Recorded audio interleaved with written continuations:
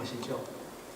다시 말해서 우리에게 닥치는 어려움과 환난과 공고와 고통과 실패함이, 물론 이것을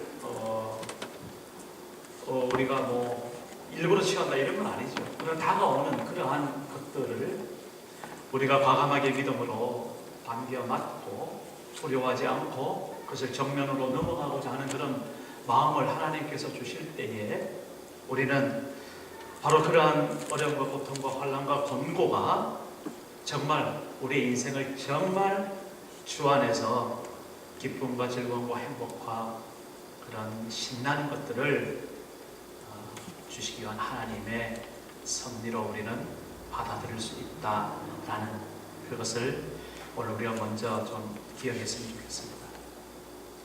세상은 발달하고 기술은 굉장히 빠르고, 그죠? 그리고 정말 곧 주님 오실 것 같은 그러한 여러 가지 징조들이 많이 있는 이때에 우리가 정말 어떻게 신앙생활을 해야 될 것인가. 그래서 저는 그런 생각이 문득 나요. 아까 우리 최민경 사모님도 기도 중에 그렇게 기도하신 것 같아요. 알곡이 되었으면 좋겠다, 그죠? 그리고 우리 결실의 계절, 우리 가을을 지내면서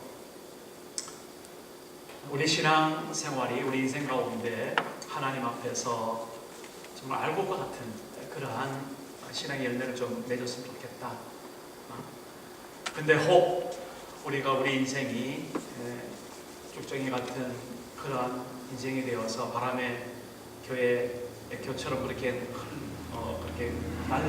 날아가는 그러한 삶이 된다면 얼마나 허망하고 아쉬울까 라는 어떤 그런 마음의 경정, 그런 게 있습니다.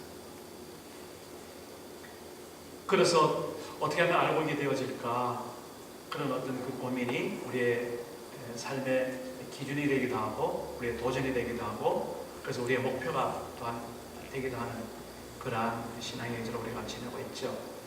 또 한 가지는 양과 그 염소의 비유가 있습니다. 주님께서 마지막 때 심판할 때에 우리를 한쪽에는 양으로 한쪽에는 염소로 그렇게 갈라서 우리를 심판하신다라고 그렇게 우리가 기억할 때에 과연 내가 지금 하나님 앞에서 순한 양처럼 그렇게 주의 말씀대로 순종하며 사는 그 삶의 모습이 있는가? 아니면 염소와 같이, 왜 염소라고 했을까요? 불순종하는 것을 그렇게 상징하기 위해서 아마 염소라고 했는가? 자기 마음대로 이리 뛰고 저리 뛰고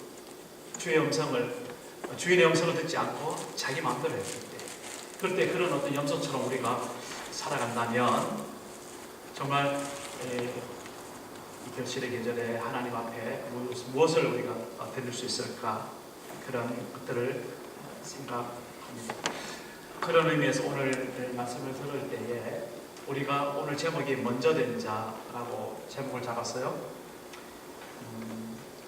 여기 보면은 마태복음 19장에도 있고 마태복음 20장에도 보면은 또 한 구절이 나오는데, 여기는 나중된 자가 먼저 되고 먼저 된 자가 나중된다, 이렇게 20장에 되어 있고, 오늘 본문 19장에는 30절에 먼저 된 자가 나중되고 나중된 자가 먼저 된다, 이런 식으로 좀 이렇게 바뀌어져 있습니다. 그래서 제가 다음 주는 나중된 자라는 의미로 우리 한번 설교를 더 한번 하고 싶고요. 오늘은 먼저 된 자. 그렇다면 가장 간단하게 이 먼저 된 자라는 그 의미가 무엇일까? 가장 기본적으로 우리가 뭡니까? 하나님의 자녀가 지금 되어 있다라는 것이죠. 하나님의 부르심 앞에 우리가 반응을 했다는 것이죠. 그래서 우리 함께 모여서 예배를 드리고 오늘 우리가 주어진 삶을 그리스도인답게 살려고 하는 그런 사람들, 그리고 더 좀 오늘 본문에서 구체적으로 말한다면 예수님께서 누구에게 말씀하시죠? 23절에 보면 제자들에게 지금 말씀하고 있잖아요. 그 제자들의 모습, 이런 걸 다 포함해서 다시 말해서 구원받았다고 마음 가운데 확신을 하고 하나님 앞에 살아가는 그리스도인들을 우리가 먼저 된 자라고 그렇게 정의를 한다면 한다면 그 먼저 된 자가 30절 제일 마지막에 보면 그러나 먼저 된 자로서 뭐가 된다? 나중이 되는 일이 있다는 거예요. 그리고 나중된 자였지만 먼저 될 자가 많다라는 그런 말씀으로 오늘 이렇게 말씀을 마치고 있습니다. 저는 뭐 누가 먼저 된 자고 누가 나중된 자고 그것을 따지고자 이렇게 말씀을 드리는 것이 아닙니다. 오늘 우리가 다만 그리스도인으로서 하나님의 뜻 가운데 주님께서 불러주신 그러한 부름에 응답해서 정말 우리 인생을 제대로 살아가고 있는가라는 것을 다시 한번 우리가 검토해보고 오늘 이 결실의 계절에 정말 우리가 알고 같이 그리고 순한 양과 같이 하나님의 마음에 온전하게 합한 자로서 서기를 원하는 그런 마음으로 오늘 말씀을 나누기를 원합니다. 그래서 오늘은 우리가 가진 것 다 무장해제하고 다 겸손히 내려놓고 정말 내가 하나님 앞에 심판받는 그러한 자리에 섰다라는 그런 겸비한 마음을 가지고 오늘 이 말씀이 우리에게 들려진다면 하나님 앞에 정말 감사와 은혜가 있을 줄 믿습니다. 그러기 위해서 제가 오늘 이 말씀 이전에 있었던 그런 한 이야기를 먼저 들려주고 싶습니다. 우리가 잘 알고 있는 여기 보면 어느 청년의 이야기입니다. 이 청년은 다른 본문에도 보면 관원이었다 그렇게 이야기도 하고요. 또 오늘 그 마태복음 19장 16절에서 22절 거기 내용에 보면 재물이 많이 있던 돈이 많이 있는 그런 청년의 이야기입니다. 그런데 이 청년이 결국은 뭐예요? 예수님께 찾아와서 하나의 물음을 던지는 것부터 이제 이야기가 시작됩니다. 어떤 물음을 던지는가 하면은요, 이 청년이 이렇게 묻습니다. 선생님이여, 내가 무슨 선한 일을 하여야 영생을 얻으리? 내가 어떻게 선하게 살아야만 내가 구원을 받을 수 있습니까? 이렇게 예수님에게 와서 묻는 겁니다. 그 청년, 이 돈이 많았던 그리고 관원이었던 정말 세상에서 남부를 곳이 없는 이 젊은이가 그 마음속에 내가 영생을 정말 누리고 있나? 내가 구원받은 하나님의 자녀인가? 그리고 내가 정말 영원토록 천국에서 살 수 있나? 하는 그런 물음이 늘 있었던가 봐요. 그래서 결정적으로 예수님이 자기 앞에 있을 때에 그분에게 가서 물었던 질문입니다. 그 질문이 뭐라고요? 내가 어떤 일을, 무슨 선한 일을 해야 내가 구원을 얻을 수 있습니까? 이런 질문이었습니다. 그런데 예수님께서는 그 질문에 대해서 충분히 이해를 하셨겠죠. 그런데 거기에 대해서 바로 그렇게 대답을 하지 않습니다. 선한 일을 어떻게, 내가 무슨 선한 일을 해야 구원을 받을 수 있습니까? 이런 질문을 받으면서 선한 일에 대해서 말하는 것이 아니라 선한 분에 대해서 예수님은 그 다음에 바로 이렇게 대답을 하고 있습니다. 예수께서 이르시되 어찌하여 선한 일을 내게 묻느냐? 선한 이는 오직 한 분이시니라. 네가 생명에 들어가려면 계명들을 지켜라 라고 대답을 하고 있습니다. 다시 말해서 선한 것에 대해서, 다시 말해서 구원을 얻을 수 있는 그러한 선한 일에 대해서는 예수님은 관심이 없으신 것 같아요. 관심이 없으시고 그 구원을 주시는 그분, 다시 말해서 선한 분, 하나님, 그분에 대해서 예수님께서 이 청년이 좀 관심을 집중했으면 좋겠다라는 의미로 오늘 예수님의 대답 속에서 우리는 예수님의 의도를 우리가 읽을 수가 있습니다. 세상에 선한 분은 한 분밖에 없다. 그 말은 무슨 말이겠습니까? 네가 지금 생각하고 있는, 네가 선한 일을 많이 해서 내가 선한 사람이 되어야 되겠다라는 그 나름대로의 이 젊은 사람의 생각을 부셔뜨리는 그런 대답이기도 했습니다. 그 젊은 사람은 순간적으로 충격을 좀 받았을 겁니다. 그런데 예수님께서 그 다음에 이었던 계명을 지키라는 그 예수님의 이야기를 들으면서 다시 한번 용기를 얻습니다. 왜 용기를 얻었겠어요?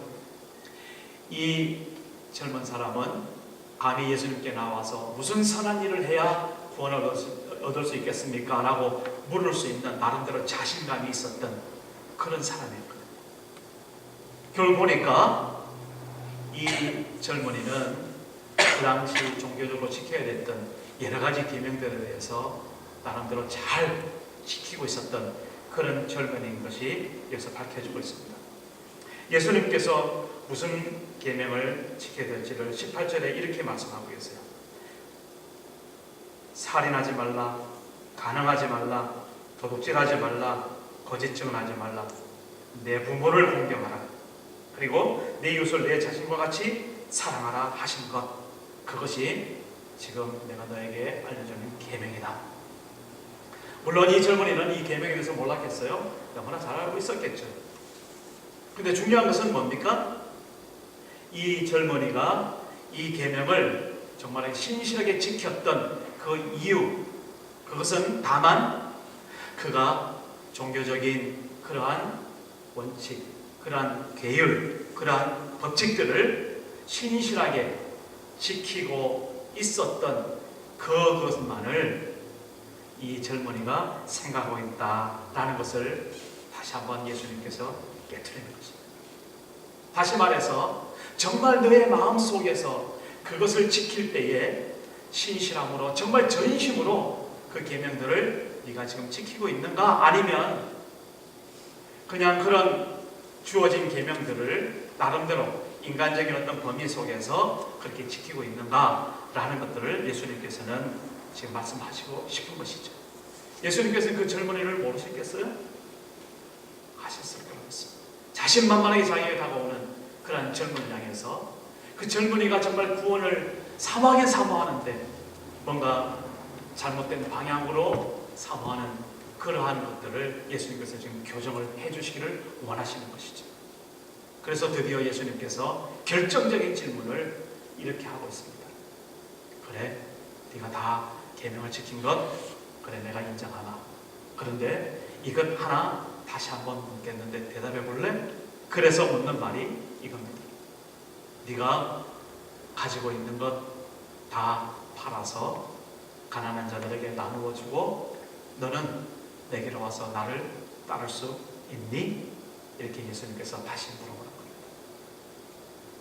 그 질문 앞에 이 젊은이가 22절에 이렇게 기록되고 있습니다. 그 청년이 재물이 많음으로 이 말씀을 듣고 근심하며 가니라 라고 그렇게 이 젊은 청년의 이야기는 끝나고 있습니다. 제가 왜 이 이야기를 먼저 드리고 있는가 하면요, 사실 이 젊은 청년이 저 2000년 전에 팔레스타인에 살았던 그런 한 젊은이 이야기가 아니라라는 것입니다. 바로 이 젊은이의 모습이 오늘 신앙생활하고 오늘 하나님의 자녀라고 그리스도인으로서 살고 있는 우리들 모습이 라고 한다면, 그리고 정말 이 젊은이의 모습이 바로 나의 모습이라고 한다면 이 마지막 결말을 보시길 바랍니다. 이 청년은 결국은 뭐예요? 기쁘고 즐겁고 감사한 마음으로 할렐루야가 돌아간 것이 아니라 마음에 큰 근심을 하면서 결국은 불이 죽어서 돌아갔던 이 모습을 우리들은 꼭 기억해야 되는 것입니다. 왜 그렇게 되었을까요? 그 청년이 뭐죠? 재물이 많음으로 그렇게 예수님께서 그 재물을 다 팔아서 나눠주고 나를 따를 수 있는가? 라는 그 질문 앞에는 그가 그래서 순종하지 못했음을 오늘 우리가 보기 때문입니다. 자, 그렇다면 오늘 우리의 신앙의 모습도 과연 내가 이 젊은이와 같은 그런 모습이라고 한다면, 그럼 내가 어떻게 주님 앞에 새로운 마음으로 우리가 하나님의 자녀답게 살아야 될까? 이것이 하나의 질문으로 많습니다. 이야기를 그 옆에 있는 제자들도 아마 다 보고 들었을 것입니다.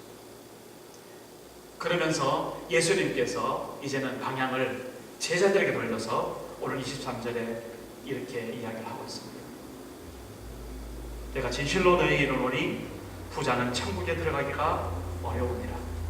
다시 너에게 말하노니 낙타가 바늘귀로 들어가는 것이 부자가 하나님의 나라에 들어가는 것보다 쉬우니라.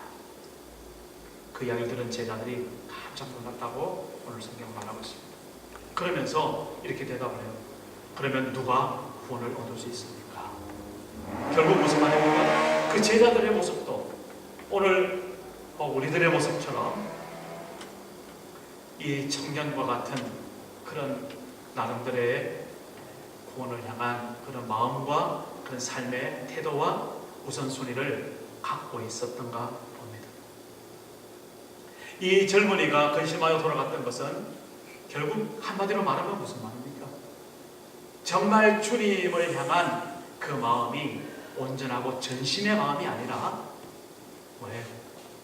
나름대로 자기가 진짜 따르고자 하는 그것은 숨겨두고 겉으로 주님을 따르고 싶고 그리고 예수님의 말씀을 지키고 싶고 그리고 천국을 누리고 싶은 그런 마음이 똑같이 마음 중간에 있는 두 마음이 같이 있는 그런 삶의 모습을 이 젊은 청년이 오늘 우리에게 고발해주고 있다면 이 제자들의 모습 또한 바로 그때 그 당시 그런 모습이었을 것이고 오늘 우리가 그런 모습이 있다면 오늘 우리는 하나님 앞에 예수 앞에 어떤 말씀을 드려야 될까? 첫 번째는 우리의 마음에 정말 많은 부담이 있을지는 모르겠지만 부자가 천국에 들어가기 어렵다는 이 말씀이 우리에게는 그대로 들려집니다. 아니 목사님, 부자가 천국에 들어가기 어렵다고요? 그러면 그 순간 우리 성경에 있는 많은 인물들이 생각날 겁니다. 자, 한번 따져봅시다. 아브라함, 모세, 이삭, 이런 사람들, 다윗, 솔로몬 이런 사람들, 자, 가난했을까요? 부자였을까요? 어떻다고 생각합니까? 적어도 오늘 우리가 가지고 있는, 제가 이런 걸 무시해서가 아니라 오늘 내가 가지고 있는 그 재물보다는 훨씬 많은 재물을 소유했던 사람들, 그리고 구약 정말 통해서 그들이 온전한 하나님의 사람으로 살았던 그런 삶들을 우리는 똑같이 보게 됩니다. 신약에도 아리마다 요셉 같은 사람들은요 엄청나게 부자였던 것을 우리는 잘 알고 있습니다. 다시 말해서 물질이 많고 적음을 통해서 오늘 예수님께서 꼭 물질이 많은 사람이 부자고 물질이 많으면 천국에 들어갈 수 없다 그 말을 하는 것일까요? 그것은 아니다라는 것입니다. 오늘 우리가 자칫 오해하면 내가 갖고 있는 그 물질 많으면 안 되겠네? 많이 있으면 좋습니다. 많이 하나님 앞에 누리세요. 물질을 가지고 그 물질을 통해서 하나님께 영광을 돌리세요. 거기에 대해서는 하나님께서 축복해 주시는 대로 받고 우리가 누리는 건 타당합니다. 얼마든지 그럴 수 있습니다. 가난하게 살으라고 하는 건 아닙니다. 가난하게 사는 것이 얼마나 정말 힘들고 고통 일인지 가난해 본 사람은 정말 끔찍하게 그것을 알고 있습니다. 가난한 것이 결코 좋은 건 아닙니다. 오늘 우리가 여기서 부자가 하늘나라에 들어가기 어렵다고 정말 낙타가 바늘귀로 들어가는 것처럼 그렇게 하늘나라에 들어가기 쉽지 않다라고 다만 우리 그 부자를 돈이 많은 것 그것만 가지고 생각한다면 그것은 오늘 다 잊어버리시고 그것이 아니라는 사실. 그러면 부자는 오늘 여기서 말하는 예수님께서 말하는 부자는 누구를 말하는가? 바로 이 부자 청년과 같이 결국 뭐예요? 그 심령 속에 구원의 기쁨을 누리고 싶은 마음도 있지만은 또 한편으로 온전하게 주님을 따르고 싶은 그리고 그런 따를 수 있는 그런 조건이 왔을 때에 그것을 내려놓고 포기하지 못하는 정말 주님이 아닌 그런 삶의 태도를 가지고 있는 사람, 이게 바로 부자의 모습이다라는 것입니다. 다시 말해서 한 인간을 정말 좌지우지하는 것이 과연 무엇인가를 우리 주님께서 물어보시는 것입니다. 예수 그리스도, 내가 너의 진정한 주인이냐 아니면 재물이 너의 진정한 주인이냐 라는 것을 예수님께서 분명하게 지금 물어보는 이 물음 앞에 오늘 우리는 정직하게 대답할 수 있어야 되겠다라는 것입니다. 여러분의 주인은, 우리 모두의 주인은 정말 누구입니까? 하나님이십니까? 예수 그리스도 그분이십니까? 성령님 그분이십니까? 아니면 하나님 말고 또 다른 무엇이 있습니까? 또 다른 무엇이 있다면 그것은 오늘 여기서 말하는, 예수님께서 말하는 부자의 모습이라는 사실을 우리가 있습니다. 우리는 언제든지 누군가 어느 때 물어봐도 과연 우리가 진정 따르고 우리가 최종적인 인생의 결정을 내릴 때 누구의 이름으로? 예수 그리스도 그분의 이름으로 모든 것을 결정할 수 있는 사람, 이 사람이 진정 오늘 하나님의 나라 천국을 소유할 수 있는 그런 신실한 사람이 되는 줄로 믿습니다. 베드로가 옆에 있다가 참 깜짝 놀랐던 것 같아요. 그러니까 27절에 보니까 26절에 보니까 예수님께서 누가 구원을 얻을 수 있습니까? 라고 제자들이 물어봤을 때 이렇게 대답합니다. 사람으로서는 할 수 없으나 하나님으로서는 다 하실 수 있느니라. 그렇죠. 구원이라는 것이 우리의 손에 달린 것이 아니라는 것, 저는 늘 여러분들에게 설명하고 강조하고 있습니다. 하나님께서 우리 구원의 모든 것이 되시고 모든 조건이 되신다라는 것입니다.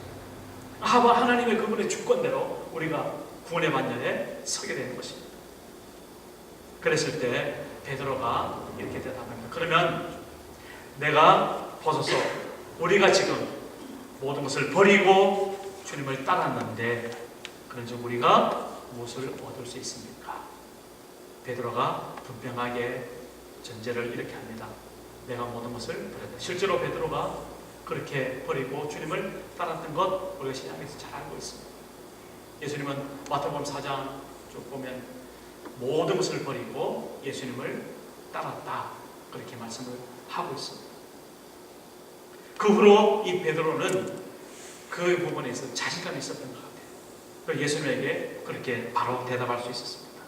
우리가 모든 것을 버리고 주를 따라 싸운데 그 다음에 질문이, 그런즉 우리가 무엇을 얻으리까?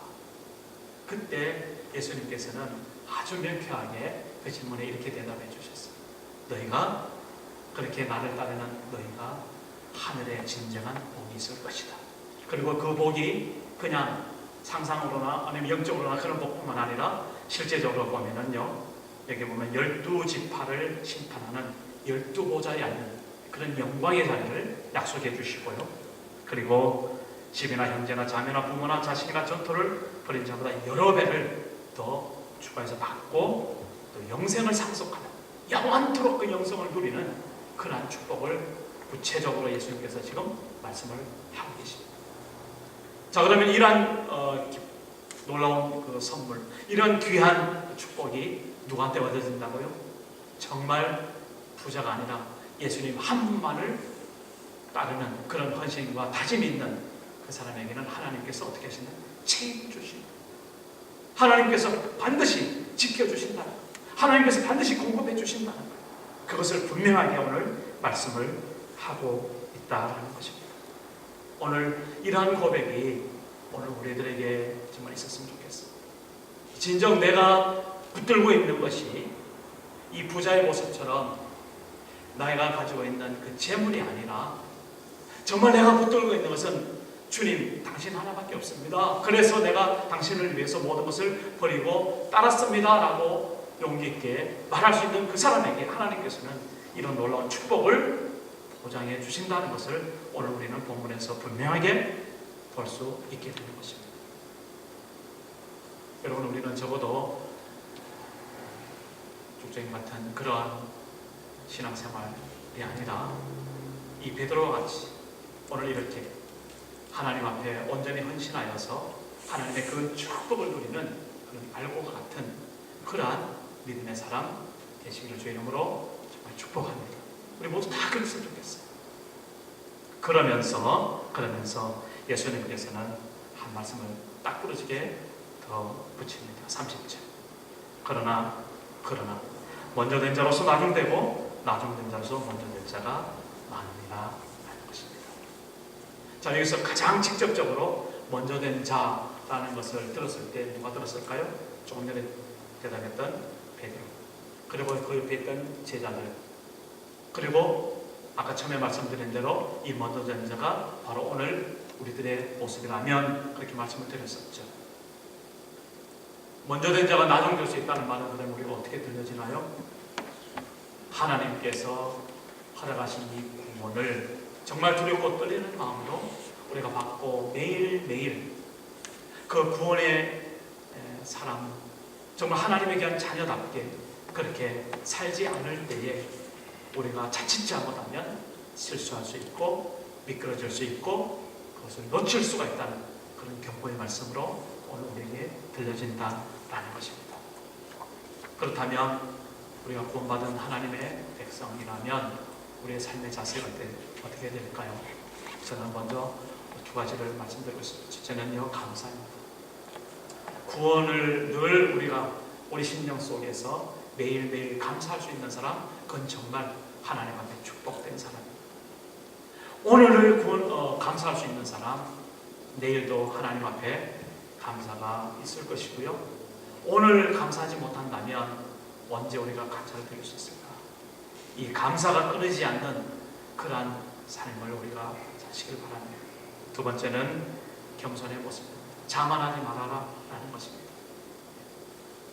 어제 우리가 믿었다고 해서 오늘 자동적으로 믿어지는 것, 그것은 아니라고 생각합니다. 어제 정말 하나님 앞에 온전한 마음으로 믿었다 할지라도 오늘 내 마음이 어떻게 변화될지 모르는 것이 바로 우리들의 인간의 모습이라는 사실을, 우리 연약한 모습이라는 사실을 알고 오늘도 다시 깨어서 하나님 앞에 겸손한 마음으로 주님을 섬길 수 있는 그런 사람이 되는 것이, 이것이 바로 오늘 우리가 먼저 된 자로서의 삶이다라는 것입니다. 그러면서 또 한 가지는 우리가 그렇게 먼저 된 자로서 살아가고 있을 때에 나중되는 자, 다시 말해서 아직 구원을 누리지 못하는 사람들이 그렇게 보인다면, 그런 사람들이 내 주변에 있다면 그들에 대해서 우리는 사랑을 베풀고 또 그들을 위해서 중보하고 기도할 수 있는 그러한 우리들의 삶의 모습, 그런 모습이 바로 먼저 된 자로서 하나님 앞에 사는 그런 삶의 모습이 되는 줄 믿습니다. 이번 한 주간 우리들 가슴 속에 이 부자 청년의 그런 이야기가 생생하게 좀 살아있으면 좋겠습니다. 하나님 외에 다른 것을 붙들고 사는 그런 삶의 모습이 오늘 우리에게 있다면 그것은 이제는 내려놓고 정말 이 부자 청년처럼 근심하여 돌아가는 것이 아니라 오늘도 먼저 된 자로서 구원받은 하나님의 백성으로서 기쁨과 행복과 즐거움으로 하나님 앞에 감사를 부릴 수 있고 하나님 앞에 정말 겸손히 주님의 말씀을 따를 수 있는 그런 신실한 주님의 제자, 오늘을 승리하는 그리스도 되시기를 주 이름으로 축복합니다. 기도하겠습니다. 고모신 아버지 하나님, 우리가 주님의 백성으로